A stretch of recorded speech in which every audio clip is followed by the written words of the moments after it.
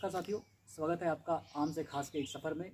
आज हम आपको एक ऐसे मेहमान से मिलाने जाएंगे जिन्होंने अपनी एक बहुत कम समय में अपनी लाइफ को पर्यावरण की तरफ मोल्ड किया और बहुत सारे लोगों को इंस्पायर किया, पर्यावरण से जोड़ा और अपने कार्यों से अलग अलग फील्ड में काम करते हुए सबको जोड़ते हुए एक नया उदाहरण प्रस्तुत कर रहे हैं। तो स्वागत है आदिल खान जी, आज बाबा मठारदेव की नगरी सारनी से आदिल खान जी हमारे साथ हैं और आपको इनके जीवन से रूबरू हम आप कराएंगे। तो आदिल खान जी, सबसे पहला क्वेश्चन हमारा ये कि आप अभी जस्ट मतलब इतने कम समय में प्रकृति से जुड़े भी हो और अभी कैसे आपको ऐसा लगा कि हमको प्रकृति से जुड़ना है? मतलब मेरा शुरू से ये था कि जैसे हम लोग जब छोटे छोटे थे तो हमारे कॉलोनी में काफ़ी सारे लोग रहते थे। तो हम लोगों में कंपटीशन होता था, MPVGCL की कॉलोनी थी कि किसका गार्डन सबसे अच्छा होगा या पेड़ पौधे लगाना है, प्लांटेशन करना है। तो शुरू से इस तरह का माहौल रहा है और घर में भी काफ़ी सारे एनिमल्स जैसे कबूतर हो गए, डॉग्स हो गए, ये सब पले हुए घर थे। हमने देखा तो वहाँ डॉग्स काफी बैठे रहते हैं, काफी सारे जानवर। उनको मैं मतलब बचपन से फीड कर रहा हूँ तो वो कंटिन्यू उनकी जनरेशन आगे बढ़ रही हैं। बिल्कुल बिल्कुल। तो मैं शुरू से ऐसे माहौल में रहा हूँ और फिर जब मैं यहाँ से बाहर गया एजुकेशन के लिए तो मैंने देखा वहाँ पर पेड़ नहीं है और एकदम काफ़ी ज़्यादा घर ही घर बने हुए, कंक्रीट के जंगल एकदम। तो मुझे वहाँ बिल्कुल अच्छा नहीं लगा और बहुत बुरा फील होने लगा था। फिर उसके बाद मैं वापस जब अपना ग्रेजुएशन पूरा करके यहाँ पर आया तो फिर मैंने देखा यहाँ भी जो आसपास की कंडीशन है काफ़ी डाउन होते आ रही थी। पेड़ों की कटाई बहुत हो रही थी और जानवरों को मारा जा रहा था, ऐसे जो जंगली जानवर होते हैं या फिर जो पालतू जानवर है उन पे भी क्रुएल्टी बहुत बढ़ रही थी। तो फिर मैं धीमे धीमे करके इसी फील्ड में अपना काम करते करते आगे बढ़ गया। तो जहाँ तक मुझे नॉलेज है मतलब आपने ऐसे कई सारे एग्जाम्पल दिए हैं जिसके माध्यम से कई सारे रेस्क्यू भी आपने किए। तो आप कैसे सामंजस्य बिठा पाते हैं कि हाँ अपनी लाइफ भी चल रही है, अपनी दिनचर्या चल रही है, उसके साथ साथ ये सारी चीज़ें कैसे कर पाते हैं? मतलब वो तो काफ़ी डिफ़िकल्ट होता है क्योंकि उसके लिए काफ़ी कुछ चीज़ों से कॉम्प्रोमाइज़ करना पड़ता है। जैसे अगर मेरे यहाँ स्ट्रीट डॉग्स हैं मेरी कॉलोनी में या कोई इंजर्ड स्ट्रीट डॉग हमें कोई कांटेक्ट करता है तो हम उसका ट्रीटमेंट वगैरह करवा देते हैं। बहुत लिमिटेड संसाधन है हमारे पास, तो उसमें जैसा भी पॉसिबल होता है अपना बेस्ट ट्राई करते हैं। तो ऐसा कुछ करते समय कुछ प्रॉब्लम्स आई होगी ना? काफ़ी सारे मतलब प्रॉब्लम्स ये होती है कि जैसे अब यहाँ हॉस्पिटल है पर हॉस्पिटल में डॉक्टर नहीं है। अब डॉक्टर नहीं है तो आप इलाज कैसे करवाओगे? कोई क्रिटिकल केस है और लोगों का ध्यान भी नहीं जाता इस तरफ से। आपको मतलब यहाँ से बैतूल जाना पड़ेगा या गोराडूंगरी जाना पड़ेगा जब तक वो जानवर मर जाता है। और ये तो ठीक है, डोमेस्टिक एनिमल एक बार ठीक है। अगर हम वाइल्ड एनिमल्स में देखें तो मैं सांपों के कंजर्वेशन के लिए ज्यादा काम कर रहा हूँ। तो नहीं तो एक मेरे छोटे से क्वेश्चन ये था कि आप सांपों का संरक्षण कर रहे हैं तो आप उनका संरक्षण इंसानों से कर रहे हैं कि इंसानों को उनसे बचा रहे हैं? दोनों को एक दूसरे के साथ कैसे लाइफ सर्वाइव करना है, मैं इसके लिए काम कर रहा हूँ। मतलब क्योंकि 90% सांप जहरीले नहीं, सिर्फ 4 ऐसे सांप हैं हमारे एरिया में जो जहरीले हैं, जो इंसान को नुकसान पहुंचा सकते हैं। उसमें से भी बस 3 ऐसे हैं जो कॉलोनीज में या घरों में निकलते हैं। तो जैसे हम जहाँ तक सारनी में पता करते हैं कि जहाँ तक हर व्यक्ति के पास शायद आपका नंबर सेव हो कि हाँ भैया तो ये कैसे पहुँच पाए आप वहाँ तक? ये ऐसे हुआ कि हालांकि काफी लंबे टाइम से लोग यहाँ पर रेस्क्यू कर रहे हैं बट कोई भी प्रॉपर तरीके से काम नहीं कर रहा था। जब मैंने उसके बारे में स्टडी करी, प्रॉपर तरीके से काम करना शुरू करा तो मीडिया ने काफ़ी सपोर्ट करा। हमने कई इंजर्ड स्नेक्स का ट्रीटमेंट कराया। ट्रीटमेंट के लिए मतलब ऐसा होता है कि जैसे डोमेस्टिक एनिमल्स का डॉक्टर है नहीं यहाँ पर, प्रॉपर ट्रीटमेंट कर नहीं पा रहा है, तो वो वाइल्ड लाइफ का ट्रीटमेंट करते टाइम उनको बहुत प्रॉब्लम होती है। तो कई बार हमें पर्सनली इंकरेज करना पड़ता है या फिर दूसरी सिटीज़ जैसे 85 किलोमीटर दूर या 55 किलोमीटर की दूरी पे जो सिटीज़ है वहाँ पर उनका ट्रीटमेंट के लिए लेके जाना पड़ता है। तो यहाँ तो काफ़ी दिक्कतें आती होंगी, काफ़ी प्रॉब्लम्स आती है। अब प्रॉब्लम मेन चीज़ ये है कि आपको लोगों को भी समझाना है कि आपको ज़्यादा दिक्कत नहीं है सांपों से और वो उतने डेंजर नहीं है, क्योंकि मैक्सिमम जो सांप आपके घरों में निकल रहे हैं वो जहरीला नहीं है। और फिर उनको ये भी बताना है कि सांपों की इंपॉर्टेंस क्या है, चूहे खा के वो आपकी हेल्प कर रहे हैं, बीमारियों फैलने से रोक रहे हैं। तो दोनों को एक दूसरे से बचाना है और कोशिश ये करना है कि दोनों एक दूसरे के साथ रह सकें। तो कई बार ऐसा होता है ना कि बहुत लेट नाइट आपको कॉल आता होगा कि वहाँ पे रेस्क्यू करने जाना है, तो उस समय क्या सिचुएशन बनती है? मेरे साथ बड़ी प्रॉब्लम होती है। मैंने देखा एक बार किसी गाँव में भी गए थे, मोर डोंगरी या फिर अंदर कोई गाँव है। तो प्रॉब्लम ये होती है कि जैसे अब मैं सोशल वर्क कर रहा हूँ, जैसे हमारे डैम है तो मैंने उसका मुद्दा उठाया था। काफ़ी ज़्यादा वहाँ पर खरपतवार फैल गई है, बर्बाद हो रहा है। तो मुझे धमकी देने के लिए लोग घर पे आ गए थे, जान से मारने की धमकी दी थी, थाने में कंप्लेंट दी। बट ठीक है, वो एज एन माई फैमिली, मेरी फैमिली के लिए बहुत ज़्यादा टेंशन वाली बात हो जाती है कि ये ऐसे काम कर रहा है जिसमें कुछ मिल भी नहीं रहा है और ऊपर से इसके बाहर जाने पे भी खतरा है। और फिर रात को अगर मुझे रेस्क्यू कॉल आ रहा है तो उनका सबसे बड़ा शक ये होता है कि कोई फर्जी कॉल होगा, तुझे मारने पीटने के लिए बुला रहे होंगे। तो मैंने कहा नहीं, मैंने कंफर्म करा उनसे, मैं मतलब आसपास या उनकी कोई पहचान का जो मेरी पहचान में, तो मैं कंफर्म करता हूँ, या फिर आप मुझे वीडियो या फोटो भेज दो कि एक्चुअल में सांप है कि नहीं है। देन उसके बाद थोड़ा टाइम लगता है घर वालों को मनाने में, फिर मैं चले जाता हूँ रेस्क्यू करने के लिए। अच्छा, तो अभी तक लगभग कितने सांपों को रेस्क्यू कर लिया होगा? मतलब इसकी तो कोई गिनती नहीं है, जहाँ तक मेरा ख्याल है तो 1500 से 2000 के आसपास सांपों का ये अपने आप में एक रिकॉर्ड है। हाँ, मेरे ख्याल से बैतूल जिले में तो शायद पहला रिकॉर्ड है। मतलब अभी मैंने पिछले 3 साल से रजिस्टर मेंटेन करना शुरू करा है। उसमें भी ये होता है कि कई बार मैं बाहर हूँ, बहुत सारे रेस्क्यू कॉल आ रहे हैं, मैं अटेंड नहीं कर पाता हूँ। तो मैंने ये सोचा कि जैसे मैं काम तो कर ही रहा हूँ, पर मेरे पास उसका एक डाटा मेंटेन होना चाहिए कि मैं इतने सालों से 10 साल हो गए तो मैं कितना रेस्क्यू कर रहा हूँ, क्या कर रहा हूँ, वो चीज़ें मेंटेन होना चाहिए। तो उसमें हम पूरा डाटा तैयार करते हैं कि किस एरिया से हमें कौन सा सांप मिल रहा है, कहाँ से रेस्क्यू करा, किस कंडीशन में, और उसको कहाँ छोड़ रहे हैं। आदिल जी, हमारे दर्शकों को बताएं कि हमारा सारनी कितना प्यारा है। एक आपका फेसबुक पेज चलता है माय ऑसम सारनी, और आपने लगभग मैं आपके साथ एक ट्रिप भी कर चुका हूँ, एडवेंचर ट्रिप। तो बहुत प्यारी ट्रिप थी और आपने अलग अलग एडवेंचर की जगह यहाँ पर खोजी है। तो यहाँ क्या पॉसिबिलिटीज़ लगती है हमारे सारनी को उठाने के लिए या सारनी को लोगों तक पहुँचाने के लिए? मतलब सिर्फ सारनी नहीं, पूरा बैतूल जिला और छिंदवाड़ा जिला टूरिज्म के लिहाज से बहुत बेस्ट है। और अभी कुछ टाइम पहले अक्टूबर में मैंने इको टूरिज्म बोर्ड में भी एक लेटर पूरा ड्राफ्ट करके दिया था कि आप किस तरह से एक पूरा इको टूरिज्म कॉरिडोर ही डेवलप कर सकते हो बैतूल छिंदवाड़ा से होते हुए पचमढ़ी तक के। तो इसमें काफ़ी सारे ऐसे स्पॉट्स हैं जहाँ पर झरने हैं, वैलीज है, और कुछ जगह ऐसी है जहाँ पर रोड पे क्लाउड्स आ जाते हैं बारिश के मौसम में। तो जगहों की भरमार है, और यहाँ के जो फॉरेस्ट डिपार्टमेंट है वहाँ पर काफी टाइम से लेटर भी आ रहे हैं, बट उनकी तरफ से कोई मतलब इनिशिएट नहीं लिया गया, क्या उनको ध्यान नहीं गया होगा, जो भी कुछ है, पर उनकी तरफ से अभी तक लिया नहीं गया था। तो जब मुझे इस बारे में पता चला, मैं काफी सालों से एक्सप्लोर कर रहा हूँ, नई जगह घूमता भी रहता हूँ, तो फिर मैंने खुद ही वहाँ तक अप्रोच किया और उनको बताया कि हमारे यहाँ ऐसी ऐसी जगह भी मौजूद है, और यहाँ पर इस तरह के काम पॉसिबल हैं। जैसे आप इको टूरिज्म के साथ में क्या है कि ज़्यादा पॉल्यूशन नहीं फैलता है जंगलों में, तो जंगल भी सेफ है, और इसके साथ में कंजर्वेशन भी हो सकता है वाइल्ड लाइफ और फॉरेस्ट का। कंजर्वेशन ऐसे कि जैसे आप बाहर से टूरिस्ट आ रहे हैं यहाँ पर, तो यहाँ कोई इलीगल एक्टिविटी हो रही है, तो वो उस पर असर पड़ता है ऑफिशियल्स पे कि इसको रोकना है उनको, कि बाहर से भी लोग आ रहे हैं, वो भी देख रहे हैं, तो इससे उन पे दबाव बनता है। इसके अलावा वो लोग गांव के लोगों के साथ में जाएंगे, तो गांव के लोगों को रोजगार मिलेगा, उनको पता चलेगा कि जंगल हमारे लिए कितने इम्पोर्टेंट है, तो उनको रोजगार भी मिलेगा, और उनकी जंगल से जो डिपेंडेंसी है वो भी थोड़ी कम हो जाएगी। और दूसरा ये कि जैसे अभी सारनी दिन ब दिन खत्म होते चल रहा है, मतलब खत्म होते चल रहा है, जबकि सारनी जैसा प्लेस मेरे ख्याल से बैतूल डिस्ट्रिक्ट में कहीं नहीं। यहाँ इंडस्ट्री के लिए भी सबसे अच्छा है, और पर्यटन विभाग के लिए भी सबसे अच्छा है। तो अभी सारनी के लिए आपके क्या क्या कदम है आगे? देखिए, सबसे पहले तो एक बहुत अच्छी चीज़ वो ये है, मतलब इसमें मैं जो भी चीज़ें करता हूँ, मैं कोशिश करता हूँ कि कहने के से एनवायरनमेंट का थोड़ा सा फायदा हो जाए।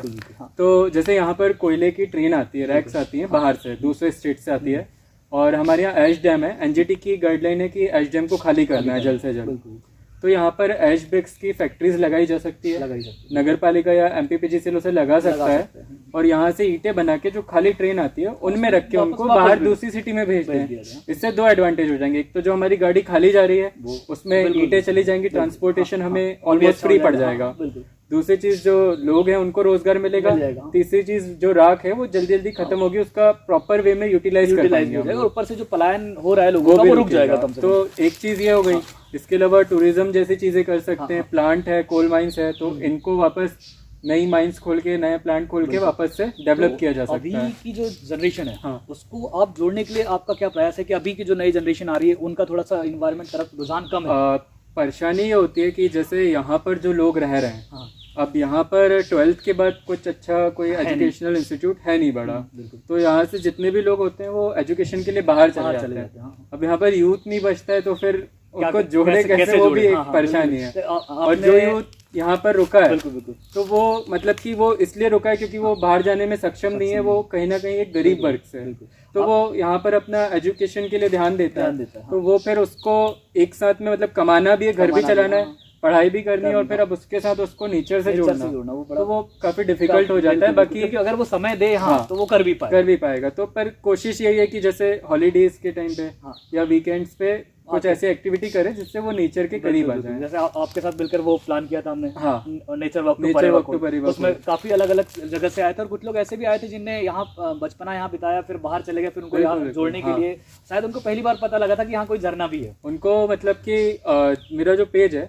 उसमें लोग बाग देखते रहते हैं, तो मुझसे काफी लोग अप्रोच करते हैं कि ये कहाँ पर है, बट मैं बताने से इसलिए संकोच करता हूँ थोड़ा कि जैसे लोग जाते हैं तो कचरा करके आ जाते हैं। काफी सारे ऐसे 2-3 स्पॉट्स हैं जो फेमस है, आप वहाँ पर जाके देखोगे तो पूरा कचरा फैला हुआ है। हम इतिहास के पन्ने पलटाए तो जहाँ पर मनुष्य पहुंचा है वो चीजें खत्म हो गई है लगभग ऐसे। तो अगर उनको एक प्रॉपर मैनर में एक सिस्टम बना के हम वहाँ पर नहीं पहुँचा रहे हैं तो कहीं ना कहीं हम जंगल का नुकसान कर रहे हैं। और हमारी कोशिश ये है कि हम जंगल को बचा सके, जगह को भी सेव कर सके। और जितना फॉरेस्ट हम लोग यहाँ देखते हैं मेरे ख्याल से बैतूल में तो और कहीं है भी नहीं जितना नहीं है। ये जो सारनी जो सिटी बनी है वो 50 से 60 साल पहले बनाई गई थी। 1965 में शायद यहाँ पर निर्माण शुरू हुआ था प्लांट का, उसके पहले पूरा जंगल था।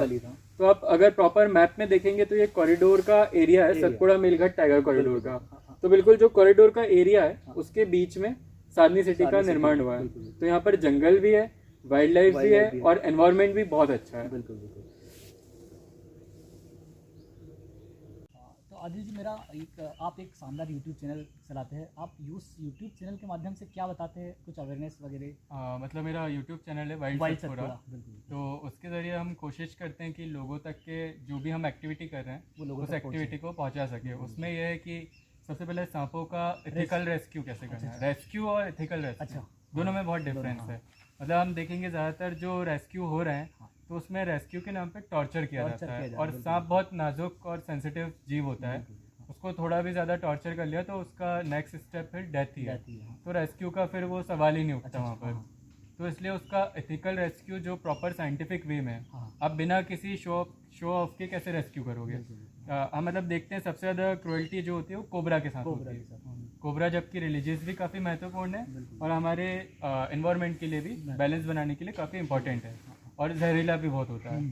तो लोग उसी के साथ सबसे ज़्यादा खेल करते हैं, वो भी इसलिए कि जब उसको टॉर्चर करेंगे या परेशान करेंगे तो वो फन फैला लेगा, तो समझ में आएगा कि कोबरा है। काफ़ी सारी भीड़ लग जाएगी उसको देखने के लिए, तो उसके लिए लोग उसको टॉर्चर करते हैं। अब हम जब रेस्क्यू करने आते हैं तो ज़्यादातर 80% केसेस में कोबरा फन ही नहीं फैलाता, लोगों को पता ही नहीं चल पाता कि कोबरा रेस्क्यू करके लेगा है। तो हमारी कोशिश ये है कि उसको जितना हो सके उतना आसानी से रेस्क्यू करके और जितनी जल्दी हो सके आसपास के किसी एरिया में रिहैब कर दें। अगर हम ज़्यादा दूर रिहैब कर रहे हैं तो उसके सर्वाइवल चांसेस भी कम हो सकते हैं। तो इसलिए उसको 3 से 4 किलोमीटर के एरिया में प्रॉपर जगह पे रिहैब कर देते हैं। तो इसके अलावा जैसे आप मतलब आपका एक मैसेज सर्कुलेट होता है कि किसी डॉग का एक्सीडेंट हो जाए या फिर कुछ, तो वो किस टाइप का आप क्या क्या एक्टिविटी करते हैं? मतलब इसमें तो कई बार मुझे ऐसी फीलिंग आती है कि लोगों ने मुझे डॉक्टर ही बना दिया है। मुझे काफ़ी सारे कॉल आते हैं कि कुछ जिनके जानवर पले, एक्चुअली मेन प्रॉब्लम ये है कि अवेयरनेस चाहे हम सांप रेस्क्यू की बात करें, हम अपने चैनल से बता रहे हैं कि एथिकल रेस्क्यू कैसे करना है,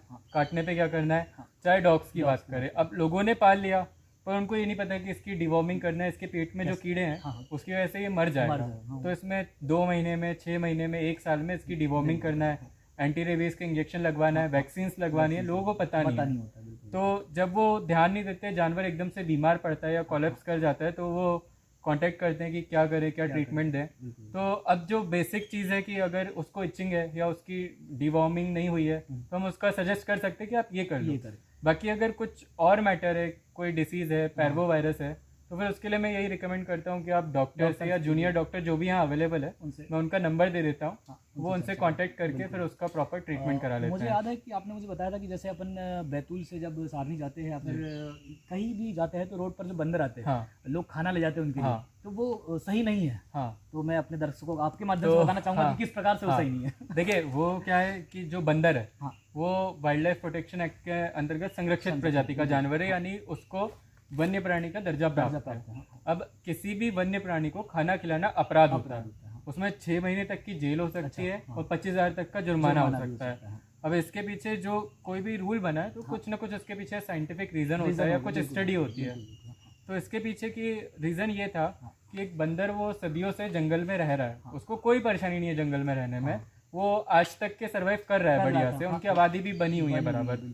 आप आए, आपने उसको रोड पे खाना डालना चालू करा, तो जो आपकी बीमारी होगी वो उसको लगेगी, उसकी कोई डिसीज होगी वो आपको लग सकती है। दूसरी चीज़, अगर वो आप पे अटैक कर दे तो आपको काट ले तो रेबीज हो सकता है। तो ये पहली चीज़ हो गई। अब उसको कंटिन्यू खाना मिलेगा तो एक स्वभाव होता है जानवर हो या इंसान, किसी का जहाँ भी आसानी से खाना मिल रहा है तो वो वहीं जाएगा। हाँ। तो अब वो जो उसका नेचुरल हैबिटेट था जंगल, उसको छोड़ के वो आ गया सड़क पे, और वो वहीं बैठा हुआ है कि कोई इंसान आएगा और खाना दे के चले जाएगा। अब खाना देते टाइम लोग सड़कों पे खाना डाल देंगे, वो कुचल के वहाँ पर मर जाएगा। अभी आप दमवा रोड पे अगर जाएंगे तो आप देखेंगे बंदरों के झुंड में कई बंदर बीमार होने लगे हैं। तो उनकी कंडीशन के लिए रिस्पॉन्सिबल इंसान ही है। फिर ये भी एक और चीज़ हो गई कि वो उसने अपना हैबिटेट भी छोड़ दिया, आपको बीमारी भी दे दी। अब तीसरी चीज़ ये है कि वो सिटी में आ जाएंगे।